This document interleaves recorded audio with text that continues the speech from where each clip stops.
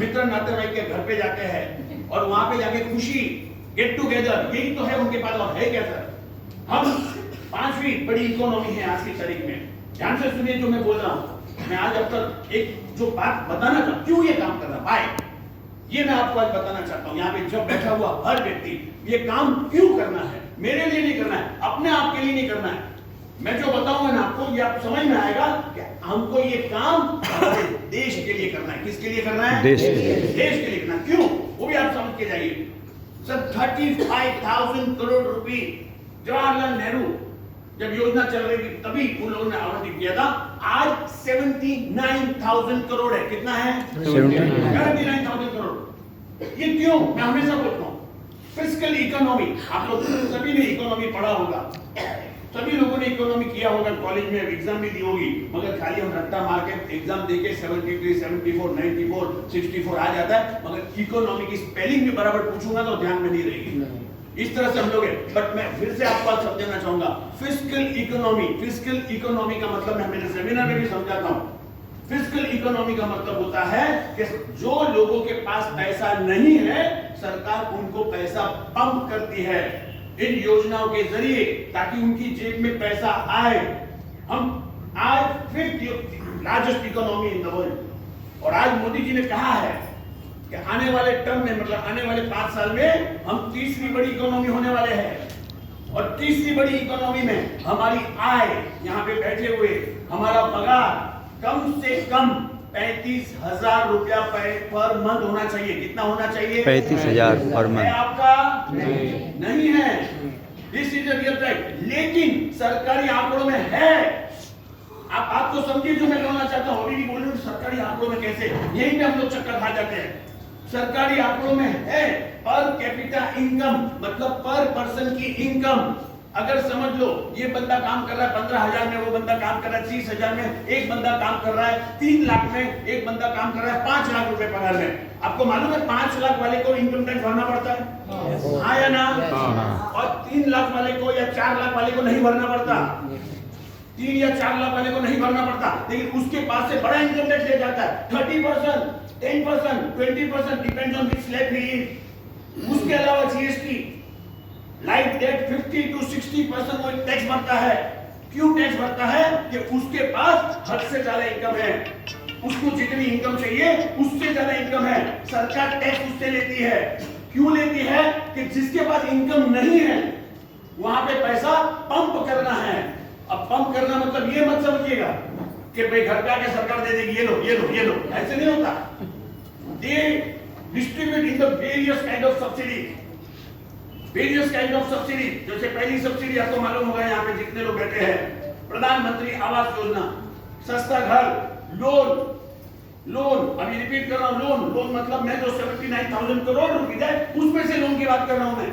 हम लोग बैंकों से जाके लोन लेते हैं, बैंक में किसका पैसा है? पब्लिक का पैसा है, प्राइवेट सेक्टर बोलते हैं उसको।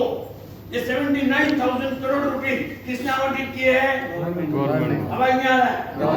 गवर्नमेंट ने। और प्रधानमंत्री आवास योजना किसकी योजना है? गवर्नमेंट की। उसमें पैसे किसके लगने चाहिए? अपने। This 79,000 crore should come from there। ये बहुत इंपॉर्टेंट है। और वो काम हम कर रहे हैं कि कैसे वो 79,000 करोड़ आपके बैंकों में आए। ये बैंक वो काम नहीं कर रही सर, ये जो बैंक है वो काम नहीं कर रही है। ये आज सब कॉर्पोरेट हो गई है। They work like a corporate, they are a businessman, जबकि बैंक उसके लिए नहीं है। बैंक कभी भी बनाना, जब मैंने बनाया तो मुझे मालूम पड़ा एक फॉर्म साइन करके लिया जाता है, जैसे डॉक्टर से फॉर्म साइन करके लिया जाता है कि मैं इससे ज्यादा पैसा नहीं चार्ज करूंगा, मैं ये बराबर ऐसे सेवा करूंगा। वो करता है डॉक्टर? नहीं करता। वैसे बैंक को भी कहा जाता है कि उसको लाइसेंस क्यों दिया गया है? ताकि वो गरीबों की सेवा करेगा, उनको उनके हक दिलवाएगा, उनको उनके लोन जो सरकारी वो दिलवाएगा, उनके हर काम में उनका साथ देगा। मगर ये गरीबों को साथ नहीं देते, ये अमीरों को साथ देते हैं। गरीब जाके लोन मांग के ट्राई करो,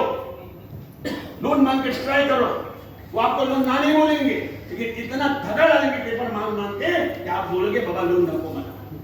दिस इज व्हाट रियलिटी। और फिर भी यहाँ पे अकाउंट खोलने बोलता हूँ विचारण त्याला किसके लिए बनाया है सर?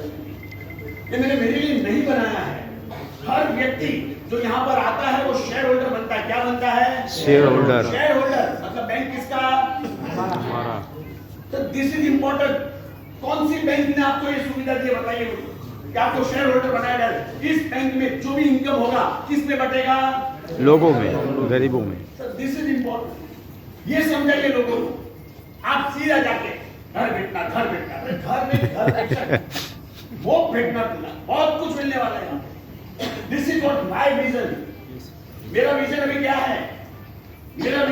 है? पनवेल, एलवा, खरड़ी, ये 3 जगह पर मैं सोसाइटी प्रोजेक्ट शुरू कर रहा हूँ। सोसाइटी प्रोजेक्ट में तकरीबन 500 हजार घर है। उसके साथ में नीचे 100 से 150 दुकानें हैं, यानी सुपर मार्केट के जैसा बना रहा हूं मैं वहां पे। और उस सुपर मार्केट में मैं क्या कर रहा हूं? जो मेरे काम करने वाले लोग हैं, जो मेरे एक्टिव मेंबर है, जिन्होंने मेरा साथ कंधे से कंधा मिला कर दिया है, जिसने इस योजना को गली गली पहुंचाया है, उस सुपर मार्केट में एक दुकान उनको अलॉट होगी। उनको अलॉट होगी लीज पे, ताकि वो अपना लाइफ अच्छी से गुजार सके। दिस इज माय सर, मेरी सोच है। ये मैं करना चाहता हूं लोगों के लिए। टाइम लगेगा, मैं रिपीट कर रहा हूं, उतना आसान मत समझिएगा कि आज मैंने छड़ी घुमाई और कल हो गया। ये नहीं होने वाला सर है। आप लोगों का साथ चाहिए मुझे। मैं अकेला कुछ नहीं कर सकता हूं। मेरी सोच है, मेरा विजन है, लेकिन इस विजन को और इस सोच को आगे बढ़ाने के लिए आप लोग मेरे साथ खड़े होने चाहिए, क्योंकि आपके बगैर मैं कुछ भी नहीं। मैं रिपीट कर रहा हूं, जीरो। हाँ, मैं जीरो हूं, लेकिन जीरो बहुत इंपॉर्टेंट है, बहुत इंपॉर्टेंट है। ये ध्यान रखिएगा। आप जितने लोग होंगे उसके आगे 1 जीरो लगेगा, तब आप समझ लो उसकी वैल्यू कितनी आगे हो जाएगी।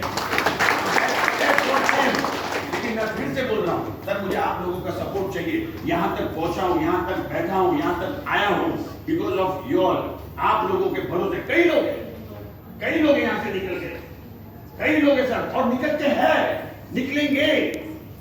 एक झाड़ है, उसमें पत्ते आते हैं, और जो पत्ते गिरने लायक होते हैं वो गिरते हैं। और वो झाड़ बचाने की कोशिश करेगा, बचेगा क्या? नहीं बचेगा। लेकिन कुछ लोग हैं जो पत्ते नहीं है, मेरी टहनियां बन गए हैं, मेरी डाल बन गए हैं, और वो नहीं गिरते, वो और पत्ते उगाते हैं। मैं चाहता हूं कि आप सब वो डाल बने।